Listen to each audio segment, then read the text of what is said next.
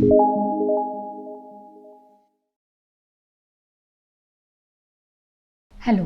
मैं doctor Mohini चिकलंडे, MD Ayurveda.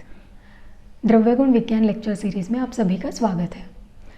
आज हम आर्द्रक या शुंठी इस द्रव्य के बारे में जानेंगे। शुंठी ड्राई फॉर्म में है तो शुंठी, आर्द्र यानी गीला फॉर्म में है तो आर्द्रक। शुंठी शुंठति हंति कफम वातजश्च एति शुठी प्रतिघाते। ये भाव प्रकाश में श्लोक का वर्णन आया है। इसका मतलब क्या है? शुंठति हंति कफम वातजश्च एति शुठी प्रतिघाते, मतलब जो वात और कफ का हनन करता है, वात और कफ दोष को कम करता है, उसको शुंठी कहते हैं। लैटिन नेम क्या है? जिंजीबर ऑफिशिनाले। फैमिली क्या है? जिंजीबरेसी। फैमिली है जिंजीबरेसी। पर्यायी नाम देखेंगे। पर्यायी नाम में आर्द्रक और शुंठी ऐसे दोनों के अलग अलग पर्यायी नाम बताए गए हैं। तो पहले देखेंगे आर्द्रक। आर्द्रक इसका क्या है? आर्द्रकम श्रृंगबेरम स्यात् कटुभद्रम तथा आर्द्रिका। भाव प्रकाश में ऐसे पर्यायी नाम के श्लोक का उल्लेख आया है। आर्द्रक आर्द्रक का पर्यायी नाम बताया गया है श्रृंगबेर, कटुभद्र, आर्द्रिका। मतलब क्या है? श्रृंगबेर, श्रृंग आकार वाला जो कंद है उसको श्रृंगबेर कहते हैं। कटुभद्रम यानी कटु रस वाला, आर्द्रिका यानी आर्द्र स्वरूप में, गीला स्वरूप में रहने वाला, उसको आर्द्रक कहते हैं। अभी शुंठी के पर्यायी नाम देखेंगे। शुंठी क्या है? शुंठी विश्वाच विश्वश्च नागरम विश्वभेषजम उषणम कटुभद्रश्च श्रृंगबेरम महौषधम। मतलब क्या है? शुंठी के पर्यायी नाम विश्वा, विश्वश्च, नागरम, विश्वभेषजम, उषणम, कटुभद्रम, श्रृंगबेरम, महौषधम। ये शुंठी के पर्यायी नाम बताए गए हैं। शुंठी के पर्यायी नाम महौषध मतलब क्या है? प्रशस्त औषध, सर्वश्रेष्ठ औषध। विश्वभेषज यानी अनेक विकारों में उपयुक्त होने वाला औषध। श्रृंगबेर, अभी हमें आर्द्रक का भी पर्यायी नाम श्रृंगबेर ही देखा। मतलब क्या है? श्रृंगाकार जिसका कंद है उसको श्रृंगबेर कहते हैं। शुंठी यानी शुष्क होने के कारण उसको शुंठी कहते हैं। आर्द्रक आर्द्रक यानी क्या है? गीला, मतलब वो आर्द्र स्वरूप में रहता है, इसीलिए आर्द्रक यानी गीला होने के कारण उसको आर्द्रक कहते हैं। अभी देखेंगे हिंदी में क्या कहते हैं? सोंठ, मराठी में सुंठ या आले कहते हैं। मतलब शुंठी को मराठी में सुंठ बोलते हैं और आर्द्रक को मराठी में आले बोलते हैं। इंग्लिश में क्या कहते हैं? अगर आर्द्रक है तो फ्रेश जिंजर यानी गीला फॉर्म, और शुंठी है यानी ड्राई जिंजर यानी ड्राई फॉर्म। स्वरूप क्या बताया गया है? स्वरूप है बहुवर्षायु क्षुप, मतलब बहुत वर्ष तक रहने वाला क्षुप, ऐसे बताया गया है। उत्पत्ति स्थान क्या है? उष्ण और आर्द्र देश, मतलब कौन से? केरल, बंगाल, उड़ीसा, कर्नाटक, ऐसे जो स्टेट्स है जहाँ पे उष्णता होती है और आर्द्रता होती है, ह्यूमिडिटी होती है, वहाँ पे आर्द्रक या शुंठी की उत्पत्ति होती है। गण, अभी गण के बारे में गण मतलब चरक, सुश्रुत और भाव प्रकाश आदि लोगों ने अलग अलग गण में अलग अलग द्रव्यों का वर्णन किया गया है। तो अभी उस गण के बारे में जानते हैं। चरक जी ने क्या बोला है?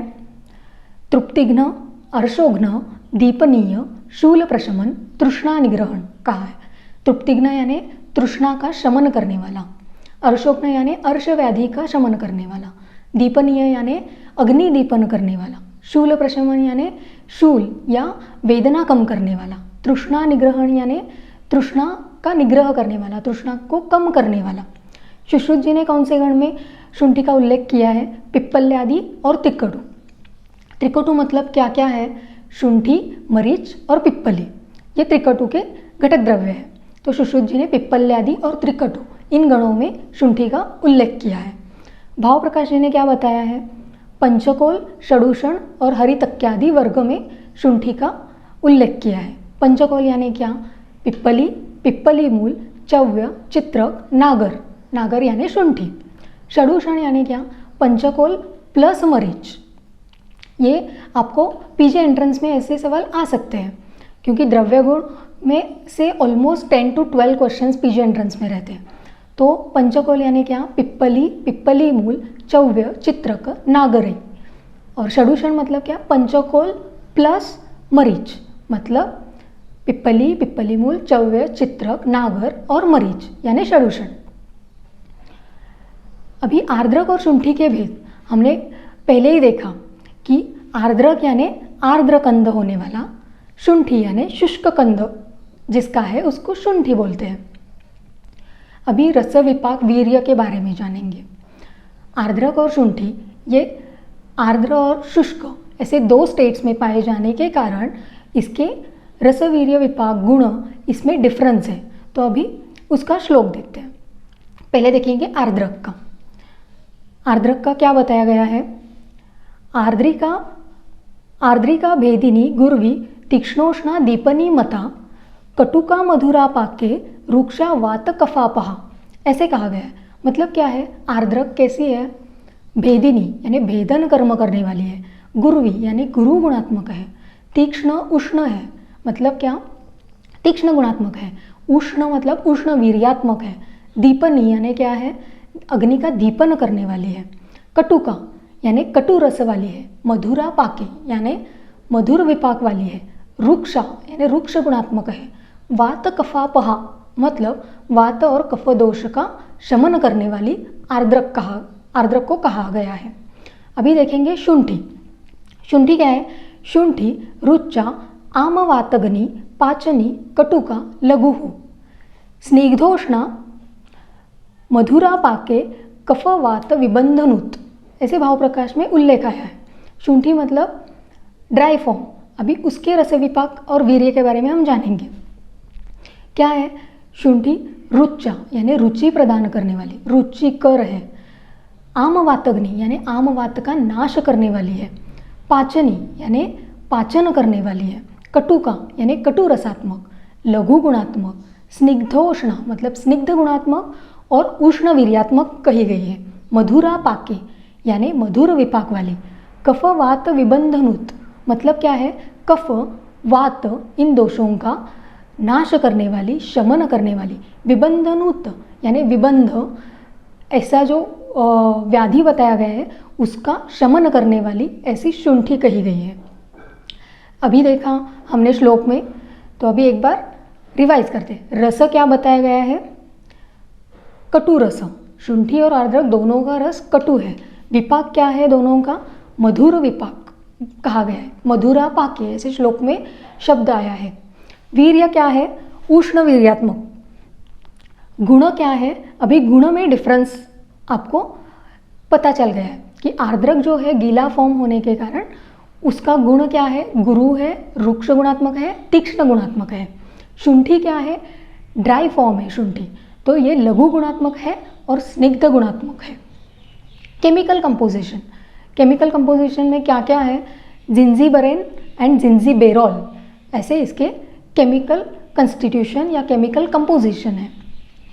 प्रयोज्यांग क्या बताया गया है, प्रयोज्यांग कंद है, क्योंकि श्रृंगबेर ऐसा पर्यायी नाम बताया गया है, तो श्रृंगबेर यानी श्रृंगाकार कंद जिसका है उसको श्रृंगबेर। तो प्रयोज्यांग क्या हुआ कि कंद। मात्रा क्या है, आर्द्रक, स्वरस और शुंठी चूर्ण ऐसे 2 फॉर्म्स अलग अलग है। वैशिष्ट्य कल्पना में अगर आप जाके पढ़ेंगे तो आपको वहाँ पे अलग अलग औषधों की कल्पना देखने को मिलेगी, पढ़ने को मिलेंगी। तो स्वरस और चूर्ण ये अलग अलग औषधि कल्पना है। तो आर्द्रक का अगर आप स्वरस ले रहे हैं तो आपको ये 5 से 10 ml, 5 to 10 ml एंड शुंठी का चूर्ण कंज्यूम कर रहे हैं तो 1 to 2 ग्राम्स ऐसे मात्रा बताई गई है। प्रयोग क्या है, अभी बहुत से ऐसे श्लोक रहते हैं जो हमें बाय हार्ट हो जाते हैं थ्रू आउट द कोर्स। तो उसमें से एक श्लोक है, भोजनाग्रे सदापथ्यम लवण आर्द्रक भक्षणम अग्नि संदीपनम रुच्चम जिह्वा कंठ विशोधनम। भाव प्रकाश में ऐसे उल्लेख आया है। मतलब क्या है इसका, भोजनाग्रे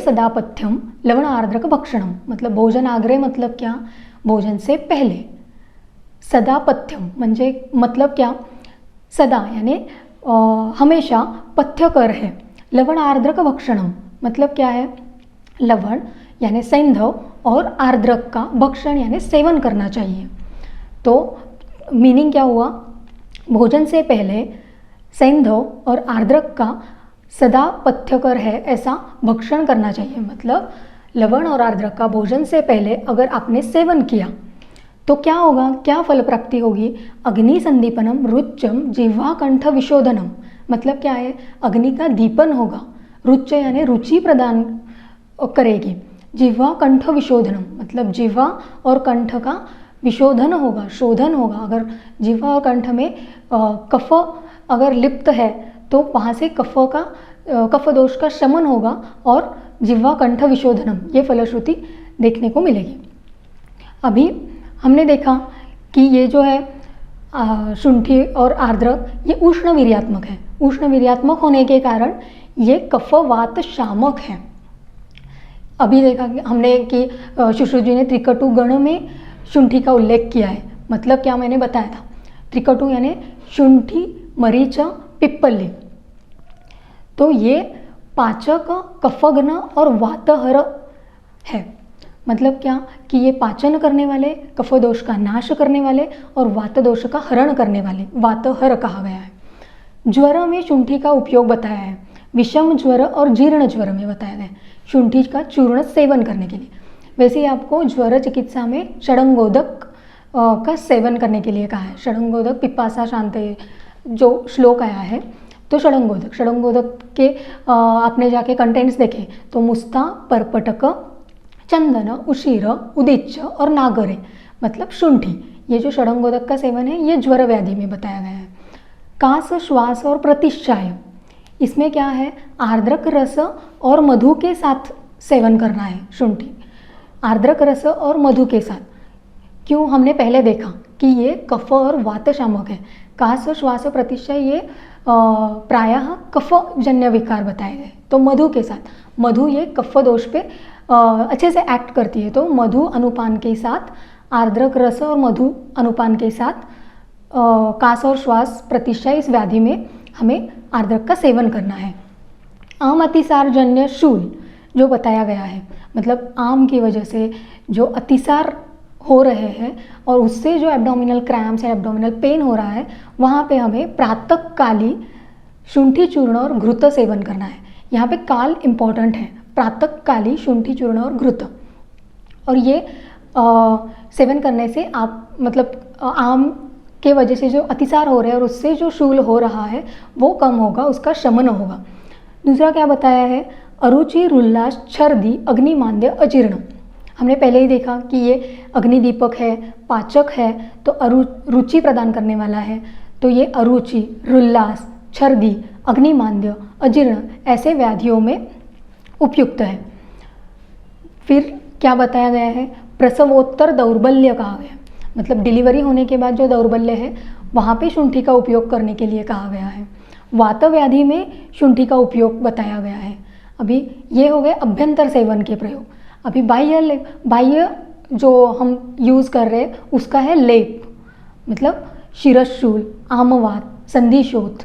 इन व्याधियों में अगर आपने शुंठी का लेप किया तो इन व्याधियों से छुटकारा पा सकते हैं। ऐसे शुंठी के बाह्य उपयोग हैं। तो इसके विशिष्ट योग भी होंगे मार्केट में जो अवेलेबल होते हैं। तो कौन से हैं ये, आर्द्रक खंड, पंचसमचूर्ण, रासनाधिक्वात, शुंठीपाक। शुंठीपाक, सौभाग्य शुंठीपाक ये प्रसवोत्तर दौर्बल्य में यूज़ किया जाता है। पंचसमचूर्ण है, ये शारंगधर में आपको पढ़ने के लिए मिलेगा। तो ये आर्द्रक के या शुंठी के विशिष्ट योग बताए गए हैं। अभी प्रयोग निषेध यानी इतना बताया है, फिर भी कुछ ऐसे कंडीशंस है, कुछ ऐसे व्याधि है जिसमें हमें शुंठी या आर्द्रक का उपयोग नहीं करना है। तो ऐसे कौन से व्याधि है, तो उसका पहले श्लोक पढ़ते हैं। कुष्ठ पांडवामये कृच्छ्रे रक्तपित्ते व्रणे ज्वरे दाहे निदाग शरदोहो नैव पूजितम आर्द्रकम। मतलब क्या है, कुष्ठ, पांडु इन व्याधियों में, कृच्छ्र यानी मूत्र कृच्छ्र, रक्तपित्त, व्रण, ज्वर, दाह इन व्याधियों में आर्द्रक या शुंठी का सेवन नहीं करना है। निदाघ यानी क्या है? ग्रीष्म ऋतु। शरद यानी क्या है? शरद ऋतु। इन ऋतुओं में नैव पूजितम आर्द्रकम, मतलब क्या है? आर्द्रक का सेवन नहीं करना है, निषेध है आर्द्रक का सेवन। तो ऐसे क्यों है कि निदाघ और शरद ये जो ऋतु है, निदाघ मतलब ग्रीष्म, ग्रीष्म में ऑलरेडी समर होने के कारण उष्णता अधिक होती है। शरद यानी पित्त दोष का प्रकोप काल बताया गया है। तो ऐसे में हम आर्द्रक या शुंठी का सेवन नहीं कर सकते। अभी जो व्याधि बताए गए हैं, कुष्ठ, पांडु, मूत्रकृच्छ, रक्तपित्त, व्रण, ज्वर या दाह। अभी आप बोलेंगे कि ज्वर में पहले तो हमने अभ्यंतर सेवन के लिए यूज़ किया था शुंठी, फिर यहाँ पे ज्वर निषेध कैसे हुआ? तो ज्वर यानी यहाँ पे अगर दाह अधिक है ज्वर में या पित्त दोष का आधिक्य है ज्वर में, तो हम यूज़ नहीं कर सकते। तो ये हुए प्रयोग निषेध, यानी इन व्याधियों में, इन कंडीशंस में, इन ऋतुओं में हम आर्द्रक या शुंठी का उपयोग नहीं कर सकते। एक बार हम जस्ट रिवाइज कर लेते हैं पहले से। आर्द्रक या शुंठी मतलब लैटिन नेम है जिंजीबर ऑफिशिनाले, फैमिली है जिंजीबरेसी, पर्यायी नाम देखे हमने आर्द्रक के श्रृंगबेर, कटुभद्र, आर्द्रिका।